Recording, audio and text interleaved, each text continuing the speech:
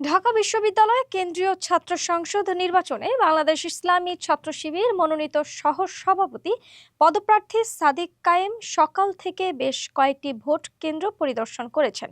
তার ভাষ্য, এখনো পর্যন্ত নির্বাচনী পরিবেশ স্বাভাবিক ও সুন্দর রয়েছে।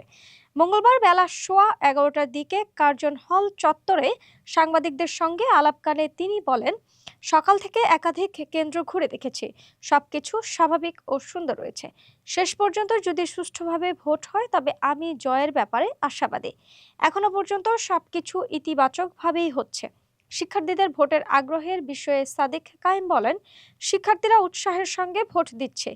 এ ধারা যদি শেষ পর্যন্ত অব্যাহত থাকে তবে গণতান্ত্রিক প্রক্রিয়ার মধ্য দিয়ে একটি নিরপেক্ষ ফলাফল আসবে বলে আমি বিশ্বাস করি। অন্যদিকে এবারের নির্বাচনে ছাত্র শিবিরের প্যানেলে নিজ দলের নেতাকর্মীদের পাশাপাশি ক্ষুদ্র জাতিগোষ্ঠীর সদস্য, জুলাই মাসের গণ অভ্যুত্থানে আহত শিক্ষার্থী, আপ বাংলাদেশ এবং ইনকিলাব মঞ্চের শিক্ষার্থীদেরও অন্তর্ভুক্ত করা হয়েছে। নির্বাচন কমিশনের তথ্য অনুযায়ী বিশ্ববিদ্যালয়ের 8টি কেন্দ্রে 810টি বুথে মঙ্গলবার সকাল 8টা থেকে বিকাল 4টা পর্যন্ত বিরতিহীনভাবে ভোট গ্রহণ চলবে। বিকাল 4টার মধ্যে কেন্দ্রে উপস্থিত থেকে লাইনে দাঁড়ানো শিক্ষার্থীরাও ভোট দিতে পারবেন।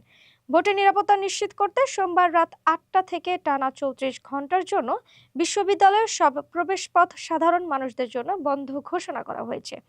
এই সিদ্ধান্ত আগামী বুধবার সকাল 6টা পর্যন্ত কার্যকর থাকবে।